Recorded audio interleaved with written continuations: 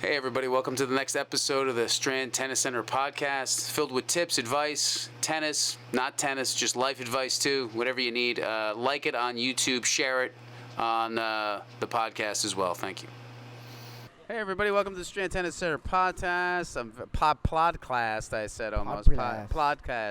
Podcast. I'm very happy to be here with Coach Santi. Hello. Our multi-talented videographer slash editor slash pickleball instructor slash fearless leader. Hello. I want to talk about constraints today. Constraints? Constraints. All right. So, constraints in regards to, I like to equate all these to tennis and business because we're doing both. We're running a business, but we're also, in our business is teaching tennis and teaching pickle. So, the best way to develop business-wise and tennis-wise is to write down all the constraints.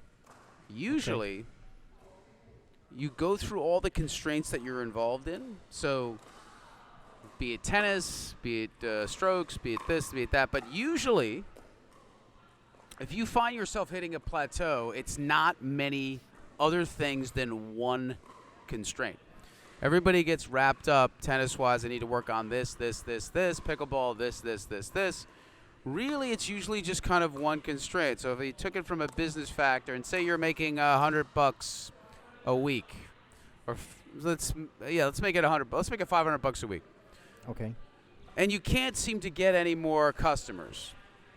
It's probably usually just one thing that's not allowing you to do that.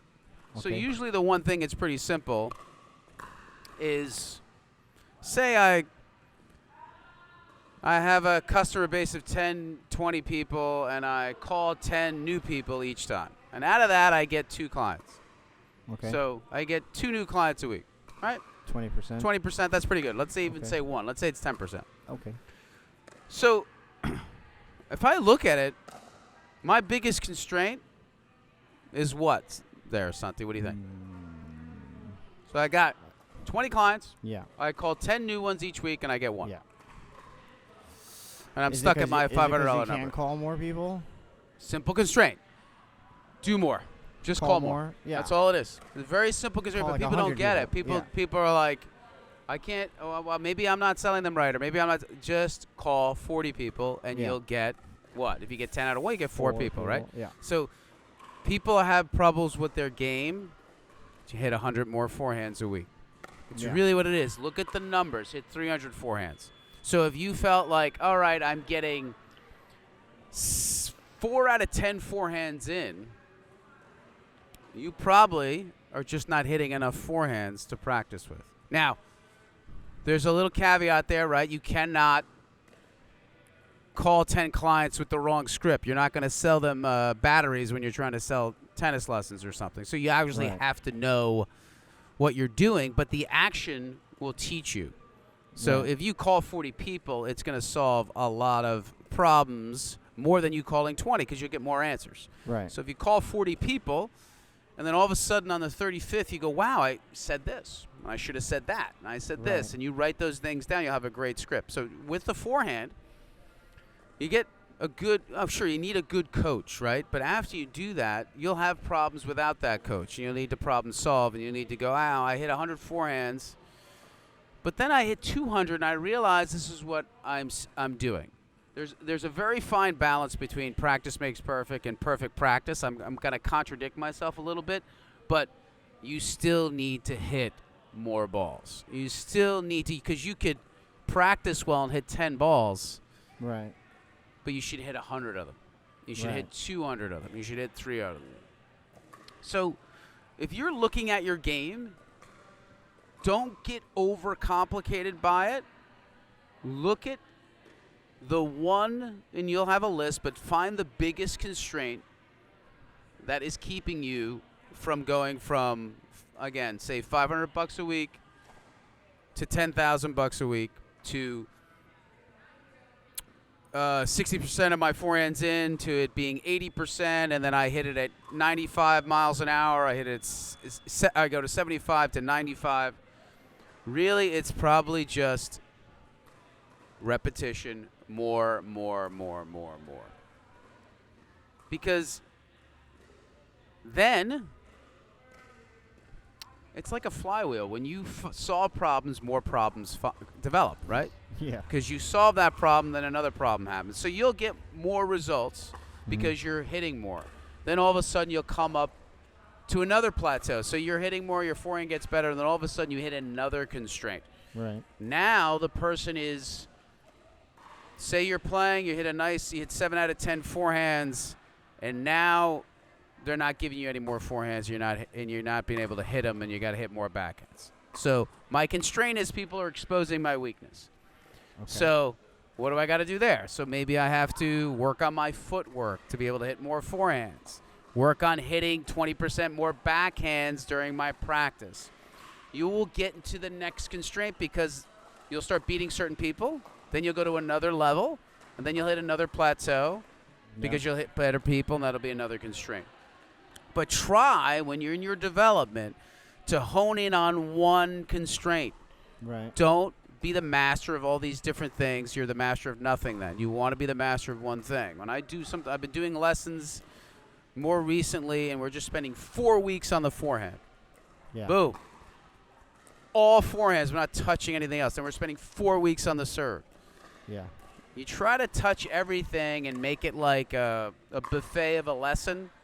And you don't really hone in on the real issue. Right. The real issue could be, all right, we're going to do 45 minutes of footwork because your footwork is terrible. Right. So really, it's very similar to the 80-20 principle. Hone in on 1 to 2 things. I would say 1, and you're going to break through that constraint and then hit another one and find the one thing, and then just do more of it and do more of it and do more of it and do more of it, do more of it. Okay. It's a big key. Have you ever found in your experience, looking back now, connecting the dots, have you ever been better at something and realized it was just one change? Santi? Yeah, definitely. Nothing comes to my mind right away. For me, I really like inside-out forehands. It's like my favorite shot. So I'll try to run around it more just to hit that shot. And I guess as I'm training for that shot, maybe throughout high school, maybe I started running around it more and I started hitting it more, and then people are just also maybe because I'm a lefty, maybe the ball comes to that side more. Yeah. Because if it's a righty hitting with a righty, they're trying to hit to the So it could be that I'm trying to run around it, try to get that forehand. So I guess maybe I focus a lot on that. Yeah. And it's probably why my forehand's better than my backhand. Yeah. And even my backhand, like I didn't learn the proper grip, so I use my forehand grip for my backhand, and I put my other hand behind it. Okay. And I hit it that way. But I learned to adapt to that, and it still works. It hits the same. It hits a little flatter than normal. Yep. But I'm okay with it. Okay. Yeah. Okay. Well, that's a good example. Yeah. It is. I guess a constraint for me, I could look at it two ways, business-wise. My biggest constraint is usually thinking I should be doing every job. And once you start to realize the one constraint is me, and I should hire more people, the business always does better. Okay. It always does better because, first of all, I can't do every job. Second of all, I can't do them all well, and there's just no time. So my constraint was me, right? Sometimes it's just in the business is saying, all right, every time I decide to hire more people, it always gets better. Okay. And doesn't mean that everybody's a perfect hire. It just means that when you make the decision to say we're going to hire and grow, right, usually it solves the problem. More people start to come because there's more pros available and there's more people communicating with them. Other constraint tennis-wise, when I used to play, I used to serve and volley a lot, so you get really honed in on one thing, and it was my constraint, my mental constraint of saying, I'm just going to play this way. Mm-hmm. And sometimes you don't really need to do that. Sometimes you don't have to play the way you feel comfortable playing all the time. You don't have to say, I'm serving volleying every point. Right. And I can say, well, why am I going to do this every time? And I used to do that because I grew up, the Australian guys. It was all serve and volley, Patrick Rafter and all those guys. But when I realized I didn't have to do it every time, and it actually made me more successful because it made the serve and volley more It made it more effective because I didn't do it every like time. A specialized Yeah, weapon. I didn't do it every time. Yeah. So something like that. But take your time. Don't think you have to fix 5 things. Find the one major constraint, and it does happen. Like a tennis building, a facility. What's the constraint? The size, right? So you can just pretty simply go, oh, we need to do this, this, this, but we don't have any room. So it doesn't matter if you think of all these great ideas, but if you can't put anybody anywhere, if you have a brick and mortar business, what's the point, right? That's all I wanted to do is talk about constraints and how you can succeed. Remember, think of one thing, one thing, one thing. Go with it. How are you, Santi? Doing well, thank you. Good, Yeah. you're doing well? Yeah. So, come on, give me a little, you excited about this trip to Hawaii? Yeah, I'm pretty excited. I started packing my surfboard. Isn't to it see- 3 to see weeks if it away? fits. 2 weeks? 2 weeks. 2 Like weeks. 2 weeks-ish. 2.5, or less than 2 now.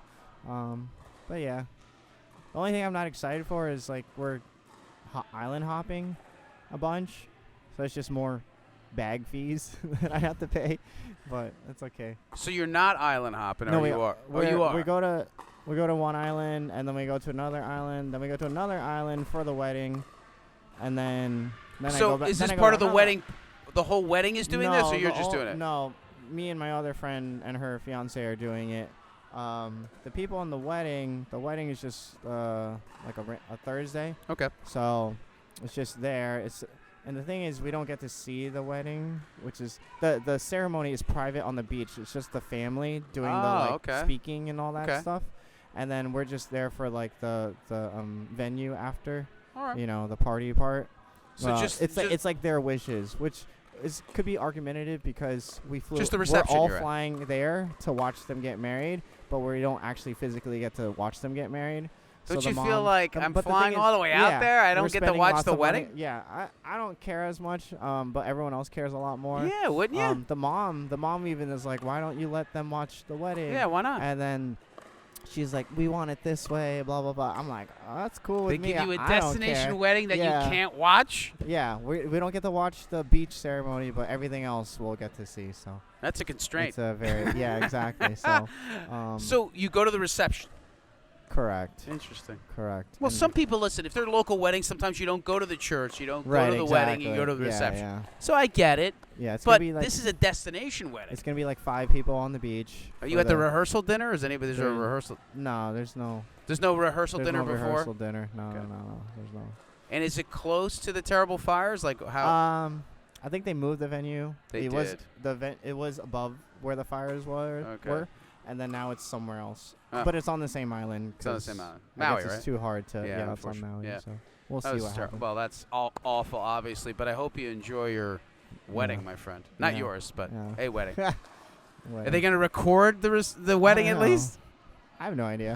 I don't know. That's not my problem. But so. not my I told them like I was gonna go golfing while they do their That's a ceremony. good I was idea. like, so I'm not forced to, because people want to sneak on and watch it. Why? Why do I'm that? like, they said they don't want us there, so What are don't they? go. Is this Taylor Swift getting married? What is it? The Yeah. paparazzi? I don't know. Trying to It's- sneak on? Yeah, exactly. So. All right. Well, that's all. That's all I wanted to talk about. A little constraint. Think about that. Have a great week. The answers in the action, Santi. Keep moving. Keep acting. Thank you. Thank you. Hey, everybody. Hope you like the podcast. Please share it with your friends, anybody that you know, anybody that's into tennis, anybody that's into bettering themselves. Share it.